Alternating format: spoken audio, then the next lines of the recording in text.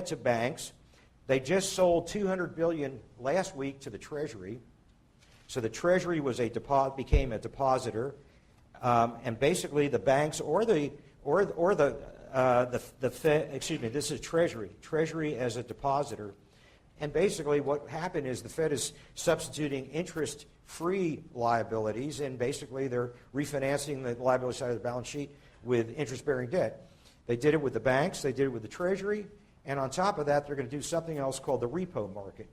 What they're going to do is borrow probably from loans, probably from money market mutuals, like most of you probably have, a Schwab account or a Fidelity account, and some of your money, if you're afraid like I am of the markets, is in a money market fund. So basically, they have a lot of cash, and what the Fed is trying to do is to get loans from the money market funds collateralized by their treasuries, and they already hold treasuries on the balance sheet. And this is something called the repo market or the repurchase market. It's short-term debt. Basically, what they're going to do is sell debt. The money market fund pays for it in cash. The Fed retires the cash.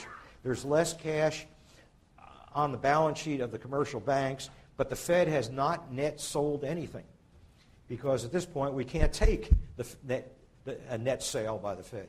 So basically what they've done is they had an excess reserve of $1 trillion. They retired $200 billion of that trillion last Wednesday or Thursday. It was a chain transaction.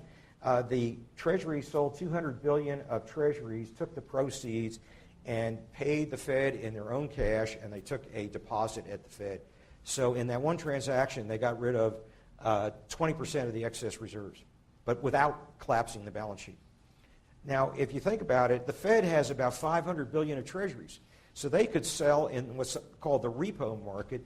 They could sell to Schwab mutual funds or Fidelity mutual funds up to $500 billion, close to $500 billion in loans to the money market mutuals collateralized by their treasuries. So they can absorb another $500 billion of cash that way. So we get to 500 plus 200 is 700 billion, and then they just have to convince banks to take term deposits for 300 billion.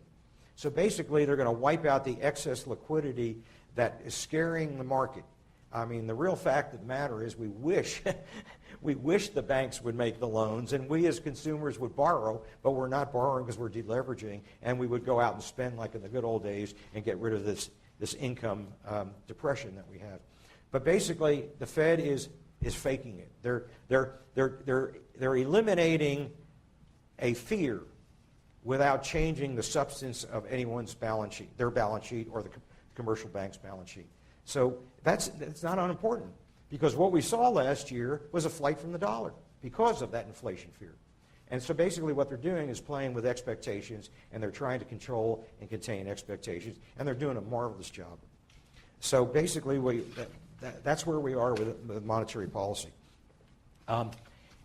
It's not been effective. You're going to see an awful lot of academic, reformulation, rethought of macroeconomics, because what we relied on for so long was a model that's not working at all. Namely, the Fed bails out the economy by printing money, and the money gets deposited in banks, and they add another 10 times the credit in the market, which stimulates spending and gets us out of recessions, but it's not working.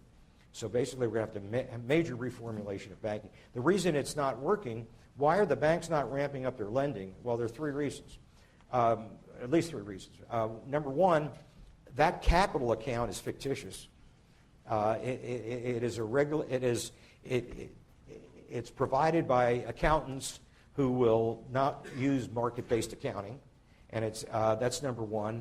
They're afraid of it. They're going to lose their capital. As I said, the commercial real estate loans that are going to come due in the next 4 years, basically, are going to wipe out their capital, an awful lot of them.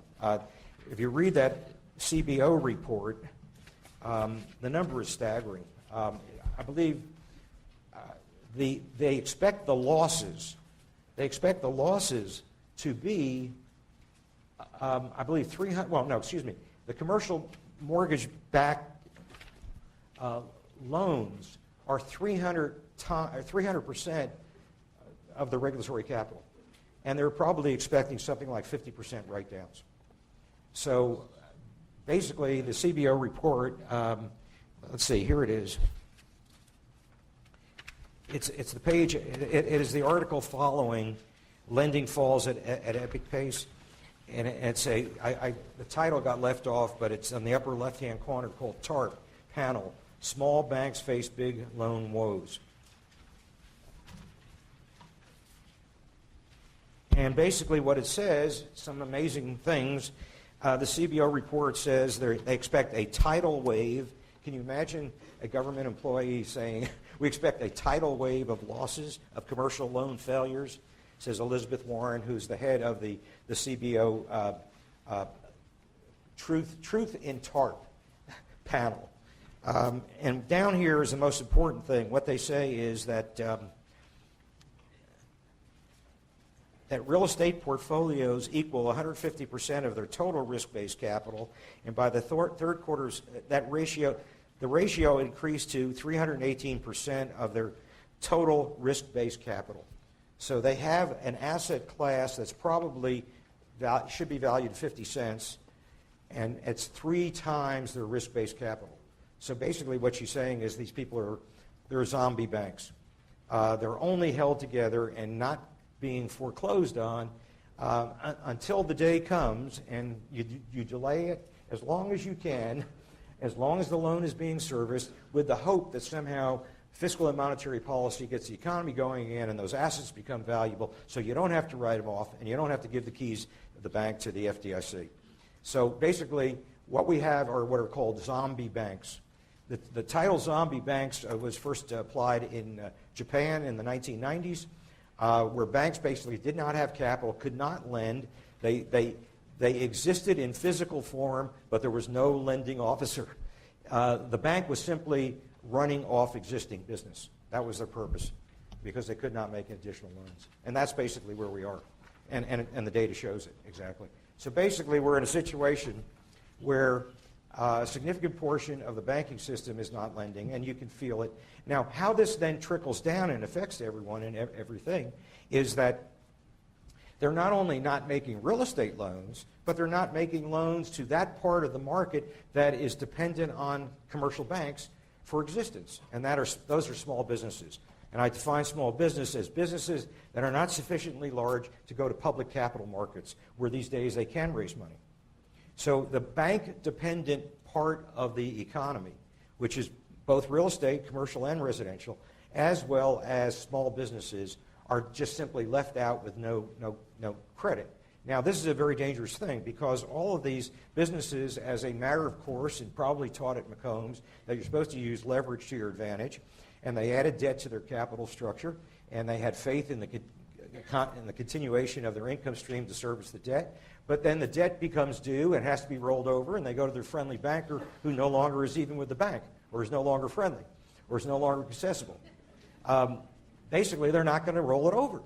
And so you're a solvent borrower of a business that employs people, and you basically cannot refinance and get to the market. And you're too small to get to the public capital markets. In fact, the race that's going on right now, where all the student jobs in finance are going, is to get to investment banking and try to lower the threshold by which small businesses can reach the public capital markets. The public capital markets are functioning.